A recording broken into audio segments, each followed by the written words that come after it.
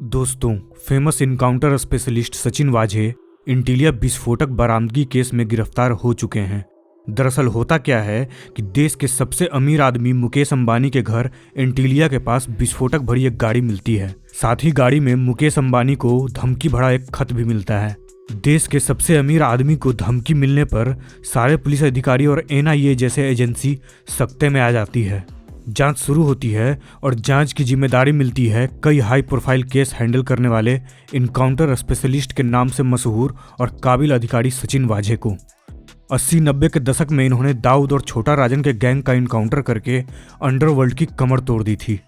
अब आप ये सोच रहे होंगे कि आखिर उनको गिरफ्तार क्यों किया गया। शायद उन्होंने जांच के दौरान सबूत मिटाए होंगे या फिर धमकी देने वाले अपराधियों से साठगांठ कर ली होगी।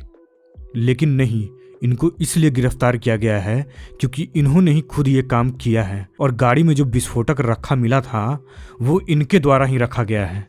हालांकि अभी तक इस बात के पुख्ता सबूत नहीं मिले हैं और अभी जांच चल रही है। अभी तक सचिन वाझे ने अपनी इन्वॉल्वमेंट स्वीकार कर ली है।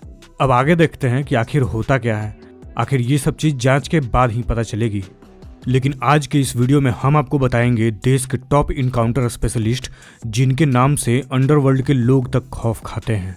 लेकिन इन्होंने कई खूंखार अपराधियों के खात्मे तो किए हैं, पर इनमें से कुछ पर फेक इनकाउंटर के आरोप भी लगे हैं, ड्यूटी से सस्पेंड भी हुए हैं और जेल तक भी जाना पड़ गया है। और इनमें से कुछ ने तो इनकाउंटर की सेंचुरी भी बना दी है।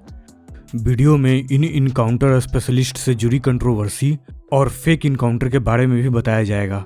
वीडियो ज़्यादा लंबा होने के कारण इसको 2 पार्ट में लाया जाएगा। और अगर अभी तक आपने चैनल को सब्सक्राइब नहीं किया है तो वीडियो को लाइक करके चैनल को सब्सक्राइब कर दीजिए, क्योंकि यह चैनल आपके लिए ऐसे ही कई नई पुरानी रोचक जानकारियाँ लाते रहता है।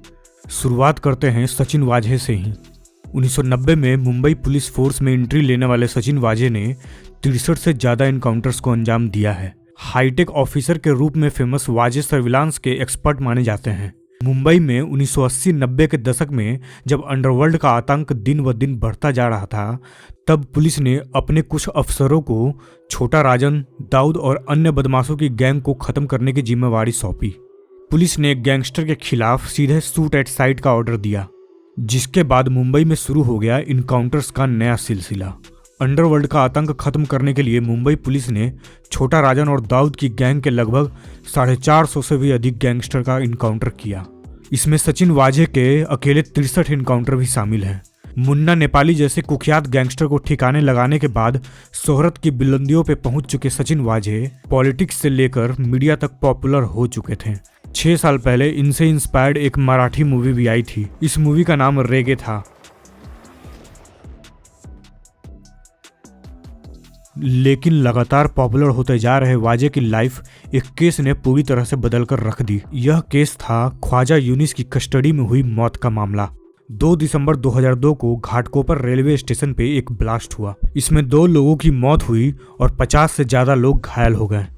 सचिन वाझे ने इस ब्लास्ट की जांच शुरू की और 4 आतंकवादी डॉक्टर मतिन, मुजम्मिल, जहीर और ख्वाजा यूनिस को प्रिवेंशन ऑफ टेररिज्म एक्ट पोटा के तहत गिरफ्तार किया गया। और एक दिन खबर आती है कि मुंबई से औरंगाबाद जाने के दौरान पुलिस की गाड़ी, जिसमें ख्वाजा यूनिस भी सवार था, खाई में गिर जाती है और उसके कारण वो फरार हो जाता है और अभी तक गायब ही है, ऐसा पुलिस का कहना है। लेकिन डॉक्टर मतीन ने अपने बयान में बताया कि यूसुफ को लॉकअप में इतनी बुरी तरह से पीटा गया कि उसकी मौत हो गई। ख्वाजा यूनिस के लॉकअप में मौत को लेकर उसकी मां ने वाझे समेत 4 पुलिसकर्मियों पर केस दर्ज करवाया। इसके कारण वाझे की गिरफ्तारी हुई और वाझे को सस्पेंड भी होना पड़ा और आज भी यह केस अदालत में लंबित है। सेकंड नंबर पे आते हैं प्रदीप शर्मा। प्रदीप शर्मा ने इनकाउंटर्स के मामले में सेंचुरी लगा दी है। इन्होंने टोटल 112 इनकाउंटर्स किए हैं। प्रदीप शर्मा का अंडरवर्ल्ड में बहुत ही मजबूत नेटवर्क है। शर्मा ने 1983 में पुलिस में सेवा शुरू की थी। 90 के दशक में वे मुंबई क्राइम ब्रांच का हिस्सा हो गए।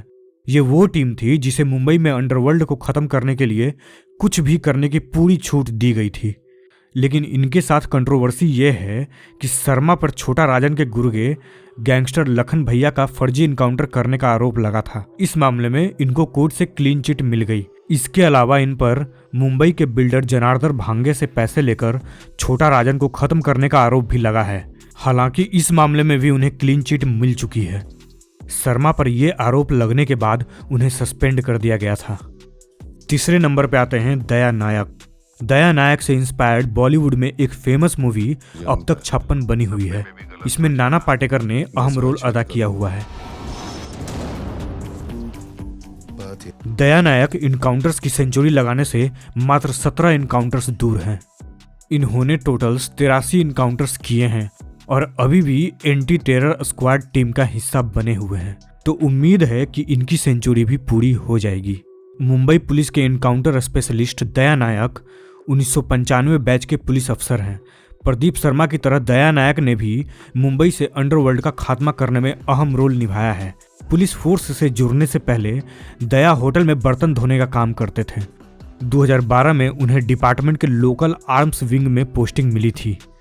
इनके साथ कंट्रोवर्सी ये है, इनकम से ज़्यादा प्रॉपर्टी के मामले में एसीबी की जांच में 2006 के बाद से ये 6 साल तक के लिए सस्पेंड भी रहे, लेकिन 2010 में कोर्ट ने सभी आरोपों को खारिज कर दिया। दया नायक पर दाऊद के गुर्गे डॉन छोटा शकील के साथ मिलकर छोटा राजन को खत्म करने का आरोप था, जिसके बाद उनके खिलाफ control of organised crime MCOCA के तहत मामला दर्ज किया गया था, लेकिन बाद में वे बेकसूर पाए गए। चौथे नंबर पे आते हैं रविंद्र आंगरे। रविंद्र आंगरे का अंडरवर्ल्ड की दुनिया में खौफ चलता था। उन्होंने 54 बदमाशों को मौत के घाट उतारा था। उन्होंने इनकाउंटर्स की सेंचुरी तो नहीं, मगर हाफ सेंचुरी जरूर पूरा किया। रविंद्र आंगरे के पास कई करोड़ की संपत्ति भी है, लेकिन एक समय उन्हें फर्जी इनकाउंटर और हफ्ता वसूली के आरोप में हटाया भी गया था। आंगरे 14 वर्ष तक जेल में भी रह चुके हैं, मगर बाद में आरोप सिद्ध नहीं होने पर उन्हें छोड़ दिया गया। रविंद्र आंगरे महाराष्ट्र पुलिस के सबसे मजबूत नेटवर्क रखने वाले पुलिस अफसर माने जाते थे। गैंगस्टर सुरेश मानचेकर की पूरी गैंग को मिटा देने के लिए इन्होंने काफ़ी सुर्खियां बटोरी थी। रविंद्र आंगरे 1983 बैच के अधिकारी हैं। रविंद्र आंगरे के पास कई करोड़ की संपत्ति भी है। डोंबिवली में आतंक मचाने वाले सुरेश मानचेकर और उनकी गैंग को खत्म करने का काम भी आंगरे ने किया था। 6 साल पहले रविंद्र ने नौकरी छोड़कर पॉलिटिक्स ज्वाइन कर ली थी, लेकिन इनके साथ कंट्रोवर्सी ये जुड़ी है कि साल 2008 में ठाणे इलाके के एक बिल्डर को धमकी देने के मामले में रविंद्र को अरेस्ट किया गया था। मामले से बड़ी होने के बाद उनका ट्रांसफर नक्सली एरिया गढ़चिरौली में कर दिया गया। बाकी बचे इनकाउंटर स्पेशलिस्ट और उनसे जुड़ी कंट्रोवर्सी को वीडियो के सेकंड पार्ट में दिखाया जाएगा। अगर आपको ये जानकारी अच्छी लगी तो वीडियो को लाइक जरूर से कीजिए। Be safe and stay curious.